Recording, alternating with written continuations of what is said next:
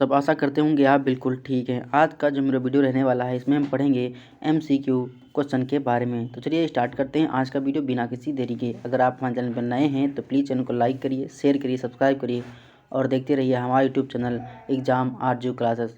मैं आपसे बता दूँ, पिछले वीडियो में मुझसे कुछ बाय डिफ़ॉल्ट मिस्टेक हो गई थी। मैं उस प्रैक्टिस सेट को बाद में दोबारा फिर से अपने यूट्यूब चैनल पर डाल दूंगा, उस वीडियो को डिलीट कर दूंगा। ठीक है, तो चलिए स्टार्ट करते हैं आज का वीडियो बिना किसी देरी के। मेरा पहला क्वेश्चन है, निम्नलिखित में से कौन सा वायु प्रदूषक हीमोग्लोबिन से संयुक्त होकर अंगों की ऑक्सीजन आपूर्ति को घटा देता है? ऑप्शन नंबर ए है sulphur dioxide, option number B है कार्बन डाइऑक्साइड यानी CO2, सी हमारा ओजोन O3 एंड डी हमारा है कार्बन मोनोऑक्साइड। देखो, जो कार्बन मोनोऑक्साइड होता है इसका जो राइट आंसर होगा हमारा होगा कार्बन मोनोऑक्साइड यानी CO। ठीक है, जो हमारा कार्बन मोनोऑक्साइड होता है ये हमारे मानव रक्त में हीमोग्लोबिन के साथ क्रिया करके कार्बोक्सी हीमोग्लोबिन बना देता है। ठीक है, जिससे क्या होता है, रक्त में ऑक्सीजन ग्रहण करने की जो क्षमता होती है वो कम हो जाती है। यानी कि ये हमारे रक्त में मिल जाता है तो रक्त में मिलने से कार्बोक्सी हीमोग्लोबिन बना देता है, जिससे हमारे रक्त में ऑक्सीजन को ग्रहण करने की क्षमता जो होती है वो घट जाती है। जिसके परिणाम स्वरूप होता क्या है, हमारी श्वसन प्रक्रिया जो होती है वह बाधित हो जाती है और अंततः जो पुरुष की होती है या व्यक्ति की होती है उसकी मृत्यु हो जाती है। तो रक्त में CO अगर हो जाएगा तो वहाँ पर ऑक्सीजन की आपूर्ति कम हो जाती, घट जाती है और अंततः व्यक्ति की मौत हो जाती है, कार्बन मोनोऑक्साइड। नेक्स्ट क्वेश्चन हमारा क्या कह रहा है, मांसपेशी समन्वय कम होता है निम्न के नुकसान होने से। किसका नुकसान हो जाता है? Option number A hypothalamus, B हमारा है प्रामस्तिष्क, सी हमारा है मध्य मस्तिष्क एंड डी हमारा है सेरिबलम। देखो, जो सेरिबलम होता है प्रामस्तिष्क के बाद मस्तिष्क का सबसे बड़ा भाग होता है। यह तितली की आकृति का होता है। सेरिबलम जो होता है तितली की आकृति का होता है। इसके जो क्षतिग्रस्त होने से मांसपेशी समन्वय तथा संतुलन की जो प्रक्रिया होती है वो बाधित हो जाती है। तो इसका जो राइट आंसर होगा हमारा ऑप्शन नंबर हो जाएगा सेरिबलम। ये तितली के आकार का होता है। Option number D is the right answer. Next है, मस्तिष्क के किस भाग से सेरिबो स्पाइनल द्रव का श्रावण होता है? मस्तिष्क के कौन से भाग से सेरिबो स्पाइनल द्रव का श्रावण होता है? ऑप्शन नंबर ए है मस्तिष्क के कोरोयड प्लेक्सस से, बी हमारा है मस्तिष्क के वीनस साइनस से, सी हमारा सब एरेक्नॉइड स्पेस से एंड डी हमारा है उपरोक्त में से कोई नहीं।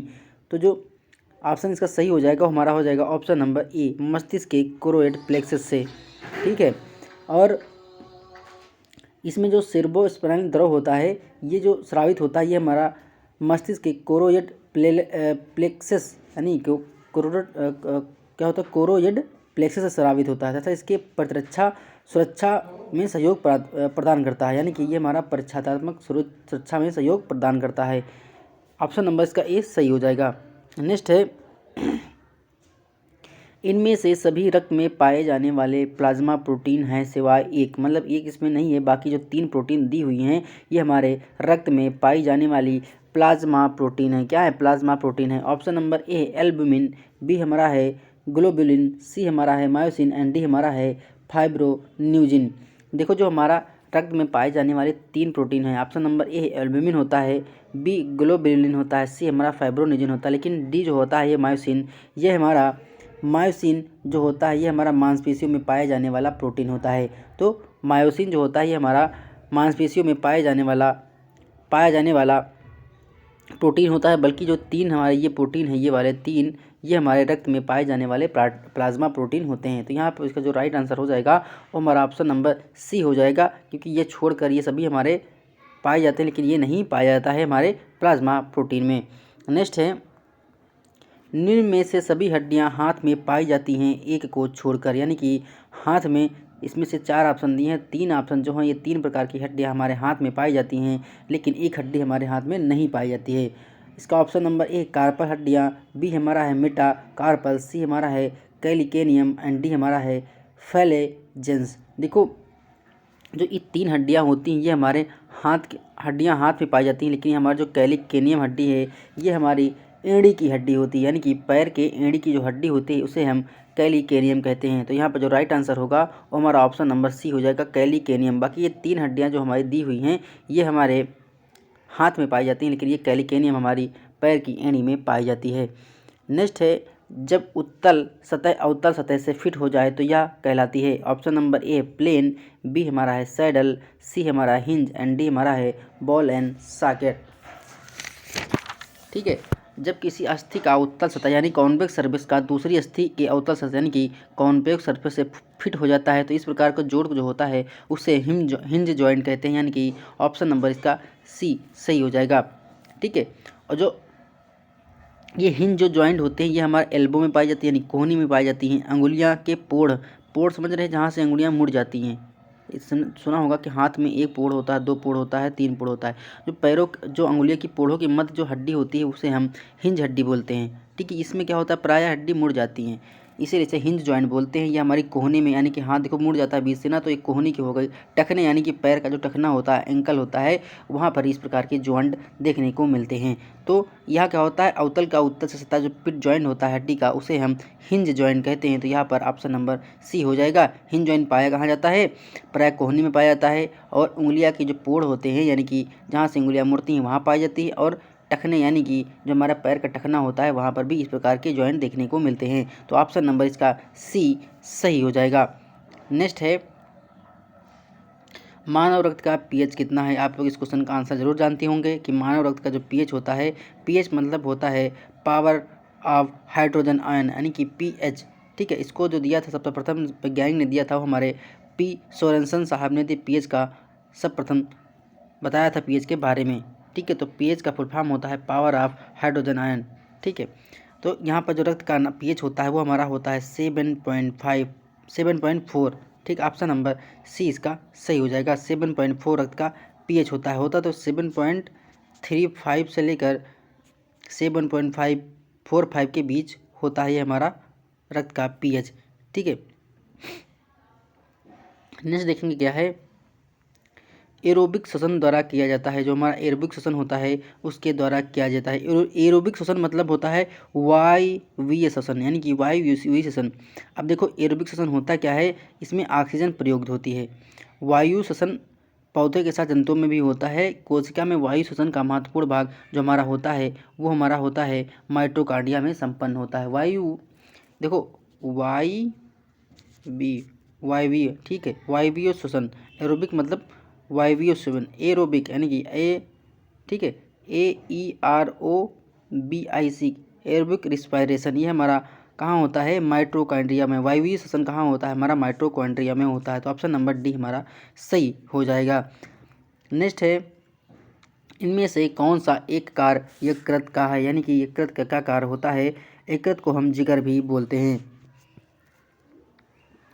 तो इसका ऑप्शन नंबर ए कार्बोहाइड्रेट का एलिमिनेशन, बी हमारा पित्तरस का गाढ़ा करना, सी है प्लाज्मा प्रोटीन का सिंथेसिस एंड डी हमारा है कोलिसिस्टोकाइनिन का स्राव करना। तो यहाँ पर जिसका जो राइट आंसर होगा वो हमारा होगा प्लाज्मा प्रोटीन का सिंथेसिस करता है हमारा यकृत यानी कि जिगर यानी कि लीवर। देखो जो यकृत का मेन कार्य होता है ये हमारे शरीर के अंदर जो क्रियाकलाप होते हैं उनका सुचारू रूप से कार्य करने में सहयोग देता है। और इसके अलावा जो हमारा यकृत होता है ये प्लाज्मा की अधिकांश प्रोटीन का संश्लेषण भी करता है, यानी कि ये प्रोटीन संश्लेषण का भी काम करता है। अब से प्रोटीन कौन कौन सी होती है, जैसे हमारा एल्बुमिन हो गया, ग्लोब्यूलिन्स हो गया, प्रोथ्रोम्बिन हो गया तथा फाइब्रिनोजन हो गया। ये हमारी 4 प्रकार की प्लाज्मा प्रोटीन होती हैं जो हमारे रक्त में पाई जाती है। हमने पिछले भी क्वेश्चन में डिस्कस किया भी था कि हमारे रक्त में 4 प्रकार की प्लाज्मा प्रोटीन पाई जाती हैं। पहला है एल्बुमिन, बी हमारा है ग्लोब्यूलिन्स, सी हमारा प्रोथ्रोम्बिन एंड डी हमारा है फाइब्रिनोजन, यानी चौथा हमारा फाइब्रिनोजन है। तो इसका मेन कार्य होता है प्रोटीन का संश्लेषण करना, यकृत का काम होता है। तो यहाँ पर संश्लेषण मतलब सिंथेसिस मतलब संश्लेषण होता है। तो यहाँ पर प्लाज्मा प्रोटीन का संश्लेषण यानी कि ऑप्शन नंबर सी हमारा सही हो जाएगा। नेक्स्ट है अग्न्यासी रस का श्रावण निम्नलिखित में से किसके द्वारा प्रेरित होता है, यानी कि किसके द्वारा प्रेरित होता है। ऑप्शन नंबर ए है इंट रोकाइनेज, बी हमारा है कोलिसिस्टोकाइनिन, सी हमारा ट्रिप्सोनोजोन एंड डी हमारा है सिक्रेटिन। तो यहाँ पे जो राइट आंसर होगा ऑप्शन नंबर बी हो जाएगा कोलेसिस्टोकाइनिन। ऑप्शन नंबर बी सही हो जाएगा। इसका जो शॉर्ट फॉर्म होता है उसे हम सी के भी बोलते हैं कोलेसिस्टोकाइनिन। ठीक है, तो ये जो हार्मोन होता है ये अग्न्यासीय रस के श्रावण में प्रेरित करता है, यानी कि यह जो हार्मोन होता है ये अग्न्यासी यानी पैनक्रियाज जो हमारा जूस होता है उसको श्रावण करता है। और क्या होता है ये हमारा जो होता है अग्नाशयी रस को श्रावण में प्रभावित करता है, यानी कि उसके श्रावण में मदद करता है। तो यहाँ पर ऑप्शन नंबर बी हमारा सही हो जाएगा। नेक्स्ट है, मनुष्य शरीर में केवल ऐसी ग्रंथि है जिसमें दोनों अंतःस्रावी तथा बाह्य स्रावी गुण पाए जाते हैं, ऐसी कौन सी ग्रंथि है? ऑप्शन नंबर ए है यकृत, बी हमारा हाइपोफाइशियल एक्सिस, सी हमारा अंडाशय एंड डी हमारा है अग्न्याशय। देखो, जो मनुष्य शरीर में 3 प्रकार की ग्रंथियाँ पाई जाती हैं, एक होती है बाह्य स्रावी ग्रंथ, एक होती है अंतःस्रावी ग्रंथ एंड डी हमारा तीसरी होती है हमारी मिश्रित ग्रंथियाँ।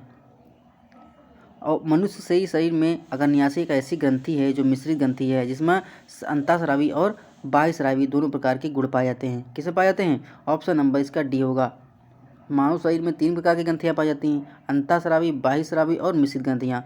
और जो हमारा अग्न्याशय होते हैं, ये हमारा जो अग्न्याशय होता है इसमें अंतःस्रावी और बाह्य स्रावी ग्रंथियों के दोनों के गुण पाए जाते हैं, यानी कि दोनों का काम करता है। तो ऑप्शन नंबर डी इसका सही हो जाएगा। Option number D is the right answer. Next question क्या कह रहा है? सिस्टोलिक व डायस्टोलिक रक्तचाप के अंतर को क्या कहते हैं? इस अंतर को क्या कहते हैं? ऑप्शन नंबर ए है रक्तचाप, बी है पल्स प्रेशर, सी हमारा एपिकल प्रेशर एंड डी हमारा है लेटरल प्रेशर। तो यहाँ पे जो राइट आंसर होगा इसका होगा option number B pulse pressure. क्या होगा? Pulse pressure. सामान्य तौर पर जो सिस्टोलिक दबाव होता है, यानी कि पीएच होता है, सॉरी बीपी जो होता है हमारा 180 से 120 होता है, ठीक है। और रक्त जो दबाव नापने की जो मशीन होती है उसे हम मैनोमीटर कहते हैं, मैनोमीटर भी कहते हैं, जिससे हमारा क्या होता है ब्लड प्रेशर नापा जाता है। सिस्टोलिक व डायस्टोलिक रक्तचाप के अंतर को क्या बोलते हैं? हम पल्स प्रेशर बोलते हैं। पल्स यानी कि पल्स प्रेशर कितना है, इसे हम जीरो को अंतर को पल्स प्रेशर भी बोलते हैं। नेक्स्ट है, बेल्स पॉल्सी होती है जख्मों में। जो बेल्स पॉल्सी होती है इसे क्या कहाँ होती है? ऑप्शन नंबर ए 5वीं क्रेनियल नर्व, सी बी हमारा 7वीं क्रेनियल नर्व, सी हमारा ब्रेकियल प्लेक्सस एंड डी हमारा है 12वीं क्रेनियल नर्व। देखो, मनुष्य में लगभग 12 जोड़ी क्रेनियल नर्व पाए जाते हैं, जिसमें 7वीं जोड़ी फैसिनियल नर्व होती है। 7वीं जोड़ी क्या होती है? फैसिनियल नर्व होती है, तथा यह चेहरे पर जो फैली होती है तथा इसके क्षतिग्रस्त होने से चेहरे में अस्थायी पैरालिसिस हो जाती है, जिसे हम बेल्स पॉल्सी कहते हैं। यानी कि चेहरे में अस्थायी पैरालिसिस होने को हम बेल्स पॉल्सी बोलते हैं। क्या बोलते हैं? बेल्स पॉल्सी बोलते हैं। चेहरे में अस्थायी पैरालिसिस को हम बेल्स पॉल्सी बोलते हैं। तो यह किसका आसन जो हमारा इसका सही हो जाएगा, हमारा हो जाएगा ऑप्शन नंबर बी 7वीं क्रेनियल नर्व। जब 7वीं क्रेनियल नर्व जब जख्म हो जाता है चेहरे पर, तो वहाँ पर अस्थायी यानी कि जो हमारा टेम्पोररी पैरालिसिस हो जाता है, जिसे हम बेल्स पॉल्सी बोलते हैं। तो ऑप्शन नंबर बी हमारा सही हो जाएगा। नेक्स्ट है, मानव शरीर को कौन आकार का सहारा देता है? मानव शरीर में आकार को कौन सहारा देता है? ऑप्शन नंबर ए मांसपेशियाँ, बी है अस्थि, सी है हृदय एंड डी हमारा है त्वचा।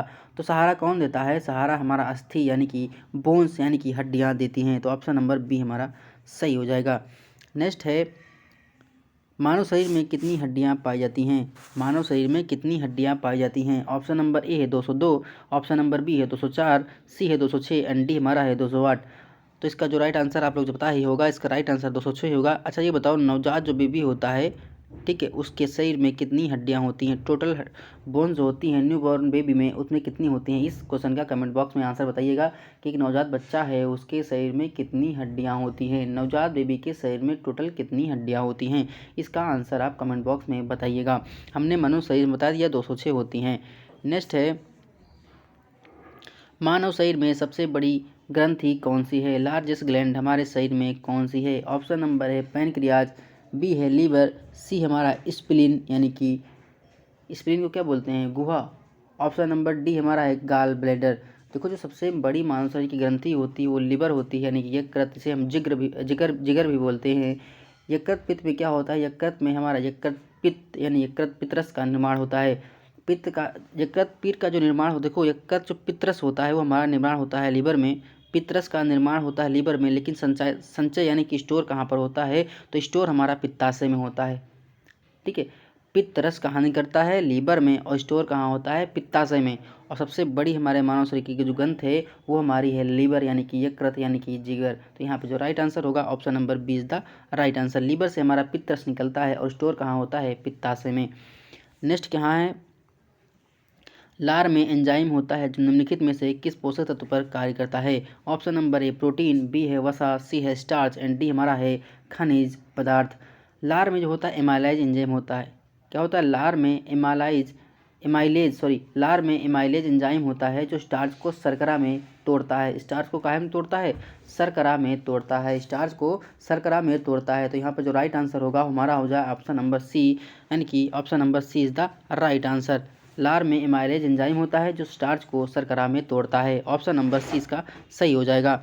नेक्स्ट क्वेश्चन क्या है? निम्नलिखित में से किस हड्डी को कॉलर बोन हड्डी कहा जाता है?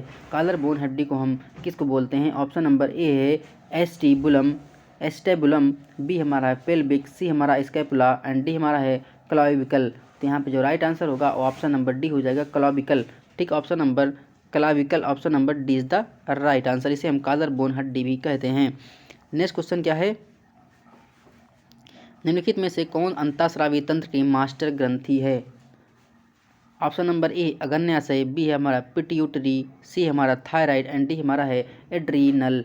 जो अंतःस्रावी ग्रंथि की मास्टर ग्रंथि होती है उसे हम पीयूष ग्रंथि कहते हैं। तो ऑप्शन नंबर बी हमारा सही हो जाएगा। पीयूष ग्रंथि या पिट्यूटरी ग्रंथि को, पिट्यूटरी हिंदी इंग्लिश में होता है और पीयूष हिंदी में होता है। ये हमारा अंतःस्रावी ग्रंथि होती है जो मास्टर ग्रंथि का काम करती है।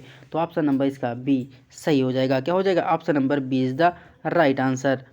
नेक्स्ट क्वेश्चन है श्रवण नाल को मध्य कर्ण से अलग करने वाली झिल्ली क्या है? यानी कि श्रवण नाल को मध्य कर्ण से अलग करने वाली झिल्ली का क्या नाम है? ऑप्शन नंबर ए है यूस्टेशियन नली, बी है कान का पर्दा, सी हमारा लैम्बिरिथ एंड डी हमारा है कर्णपाती। श्रवण नाल मतलब होता है ऑडिटरी कैनाल को मध्य कर्ण से अलग करने वाली जो झिल्ली होती है वो हमारा कान का पर्दा होता है।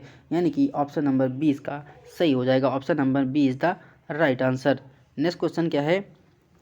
लचीले संयोजी ऊतक जो संधि में हड्डी से जुड़े होते हैं उसे कहा जाता है, उसे क्या कहा जाता है? ऑप्शन नंबर ए उपास्थि, बी है कंडरा, सी है तंत्रिकाओं एंड डी हमारा है मांस पेशियों। तो यहाँ पे जो राइट आंसर होगा वो ऑप्शन नंबर हमारा हो जाएगा option number A is the right answer. ठीक है, लचीले संयोजी ऊतक जो संधि में हड्डी से जुड़े होते हैं उन्हें हम उपास्थि या कार्टिलेज, इंग्लिश में कार्टिलेज कहते हैं। तो ऑप्शन नंबर ए हमारा सही हो जाएगा। नेक्स्ट क्वेश्चन क्या है? शरीर की सबसे बड़ी तंत्रिका कौन सी है? Option number A sciatic, B हमारा है पेरोनियल, सी हमारा है पुंडेंडल एंड डी हमारा है टिबियल। तो यहाँ पे जो राइट आंसर होगा हमारा हो जाएगा option number A sciatic. Option number A is the right answer. Next question क्या है? सबस्टंटीय निग्रा निम्नलिखित में से कौन सा प्रमुख न्यूरो ट्रांसमीटर स्रावित करता है? ऑप्शन नंबर ए है एड्रेनोलिन, बी हमारा है डोपामाइन, सी हमारा है सेरोटोनिन एंड डी हमारा है नॉर एड्रेनोलिन। तो यहाँ पे जो राइट आंसर होगा ऑप्शन नंबर बी हो जाएगा dopamine. Option number B is the right answer. B हमारा सही हो जाएगा। नेक्स्ट है एपिडर्मिस की प्रमुख कोशिकाएं जो एक जटिल प्रक्रिया में केराटिन का उत्पादन करती हैं वह है। ऑप्शन नंबर ए है मेलनोसोम्स, बी हमारा है कैरेटिनोसाइट्स, सी हमारा है मेलनिन एंड डी हमारा है ये सभी। तो यहाँ पे जो राइट आंसर होगा ऑप्शन नंबर बी हो जाएगा। Option number B is the right answer. अच्छा, जो बालों का हमारा कालापन होता है ये किस पिगमेंट की वजह से होता है? उसका आप आंसर बताइए कि जो बालों का काला रंग होता है वो किस पिगमेंट की यानी किस वर्ण की वजह से होता है बालों का काला रंग? ठीक, इसमें इस चारों ऑप्शन में एक आंसर उसका जरूर है। तो आप बताइएगा कि बालों का काला रंग जो होता है किस वर्ण की वजह से होता है? इस चारों में उसका एक आंसर दिया भी हुआ है। तो बताओ क्या होगा आंसर? इसका ऑप्शन नंबर क्या होगा? लेकिन इस क्वेश्चन का आंसर जो हमारा है वो ऑप्शन नंबर बी हमारा सही है। नेक्स्ट है दाहिने ऊपरी अंग में पाई जाने वाली हड्डियों की कुल संख्या है। दाहिने ऊपरी यानी कि दाहिने हिस्से में ऊपरी अंग में पाई जाने वाली हड्डियों की कुल संख्या क्या है? ऑप्शन नंबर ए 25, बी है 30, सी है 40 एंड डी हमारा है 60। तो यहाँ पे जो राइट आंसर होगा वो ऑप्शन नंबर बी हो जाएगा। दाहिने ऊपरी पाद अर्थात दाहिने हाथ में कुल 30 हड्डियाँ होती हैं। Option number B is the right answer. Next है अल्प समय तक कारगर ग्लूकोकॉर्टिकाइड कौन सा है? ऑप्शन नंबर ए है पैरामेथासोन, बी हमारा डेक्सामेथासोन, सी हमारा बीटामेथासोन एंड डी हमारा हाइड्रोकोर्टिसोन। तो यहाँ पे जो राइट आंसर होगा वो हमारा होगा ऑप्शन नंबर डी यानी हाइड्रोकोर्टिसोन। ठीक है, इसमें एक ऑप्शन अगर और दिया होता तो उसका एक ऑप्शन और होता है जिसका नाम होता है ग्लूकोकॉर्टिकाइड। ठीक है, ये हाइड्रोकार्टिसोन अल्प समय तक कारगर होते हैं। तो ऑप्शन नंबर डी हमारा सही हो जाएगा। नेक्स्ट है, आँख की कौन सी संरचना उत्तेजना प्राप्त करती है और मस्तिष्क को भेजती है। अच्छा, हम आपको बता दें, हम अपने टेलीग्राम चैनल का लिंक वीडियो के डिस्क्रिप्शन बॉक्स में डाल देते हैं। आप उस पर क्लिक करके हमारे टेलीग्राम चैनल से जुड़ सकते हैं और वहाँ पर आपको PDF मिल जाएंगी। उस PDF को आप डाउनलोड करके प्रिंट आउट निकलवा कर भी पढ़ सकते हैं। ठीक है, अगर आपको वीडियो अच्छी लगती है तो प्लीज़ वीडियो को लाइक करिए, शेयर करिए, सब्सक्राइब करिए और देखते रहिए हमारा यूट्यूब चैनल एग्जाम आरजू क्लासेस। आते हैं अपने क्वेश्चन पे और बिना किसी देरी के, आँख की कौन सी संरचना उत्तेजना प्राप्त करती है और मस्तिष्क को भेजती है। Option number A iris, B हमारा लेंस, सी हमारा रेटिना एंड डी हमारा है श्वेत पटल। यहाँ पे जो राइट आंसर होगा हमारा ऑप्शन नंबर सी हो जाएगा, रेटिना। आँखों पर रोशनी पड़ने पर रेटिना उत्तेजना प्राप्त करती है, यानी कि एक्साइट हो जाती है और मस्तिष्क को भेजती है कि प्रकाश कहाँ से आ रहा है, कैसे आ रहा है। ये सब उत्तेजना हमारे मस्तिष्क से रेटिना से मस्तिष्क को भेजा जाता है। नेक्स्ट देखेंगे क्या है, वृक्क किडनी कहाँ स्थित होती है, यानी कि जब हमारा किडनी होती है वृक्क कहाँ पर स्थित होती है। ऑप्शन ए मूत्र मार्ग में, बी हमारा ग्रास नली में, सी हमारा महाधमनी में एंड डी हमारा है उदर में। तो यहाँ पे जो राइट आंसर होगा उसे हम डी होगा, ऑप्शन नंबर डी, यानी कि उदर में, एब्डोमेन बोला जाता है, ABDOMEN, एब्डोमेन। ठीक है, उदर में पाई जाती है हमारा वृक्क।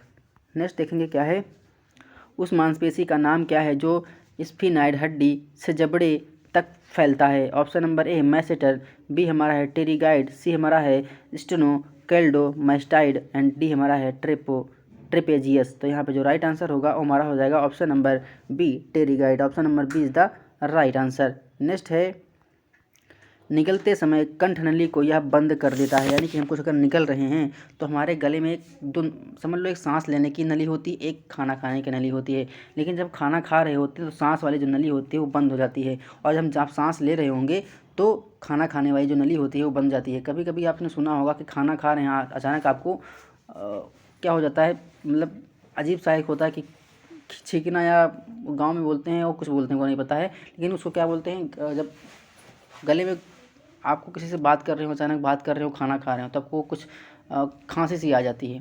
ठीक है, तो ऐसा क्या होता है कि ऐसा होता है तब है कि आपकी श्वास नली में अगर कोई भोजन का टुकड़ा चला जाता है तो आपको छींक आती है, उछू, ठीक है, छींक आती है। तो वही सिस्टम क्या है, निकलते समय कंठनली को बंद कर देता है, उसे हम क्या बोलते हैं। ऑप्शन नंबर ए कंठच्छद, बी हमारा वलयाकार उपास्थि, सी है स्वर रज्जु एंड डी हमारा है थायराइड उपास्थि। तो यहाँ पे जो राइट आंसर होगा वो ऑप्शन नंबर हमारा सही हो जाएगा, ऑप्शन नंबर ए कंठच्छद, ठीक, कंठच्छद। Option number A is the right. इसको कंठस्थ को आप इंग्लिश में याद कर लीजिए, इसे बोलते हैं एपिग्लोटिस। क्या बोलते हैं, एपिग्लोटिस, एपिग्लोटिस, TIS, एपिग्लोटिस भी बोलते हैं कच्छंद को। देखो इंग्लिश अच्छा लगता है, पढ़ने में भी अच्छा, लेकिन कच्छंद हमको सही से प्रोनाउंसिएशन नहीं करना आ रहा है इसका, कच्छंद का। लेकिन कार्टिलेज जो हमारा एपिग्लोटिस जो होता है इंग्लिश में, पढ़ते सेम आसानी भी होती है। नेक्स्ट क्वेश्चन क्या है, तो इतनी ही क्वेश्चन थे इस वीडियो में। मिलते हैं नेक्स्ट वीडियो में। अगर हाँ, पिछले वीडियो में हमसे कोई प्रॉब्लम हो गई थी, बाय डिफ़ॉल्ट कुछ क्वेश्चन गलत इसलिए हो गए थे कि उसमें हमने जो स्टार्ट किया था, मतलब तो कुछ में प्रॉब्लम हो गई थी, इसलिए उस क्वेश्चन कुछ ज़्यादा नहीं, बस इक्का दुक्का क्वेश्चन गलत है, तो उनके लिए माफ़ी है, बाय डिफ़ॉल्ट हुआ था। ठीक है, आप अच्छे से क्वेश्चन कराएंगे, आप डोंट वरी, इसकी टेंशन मत लीजिए। मिलते हैं नेक्स्ट वीडियो में, धन्यवाद, शुक्रिया।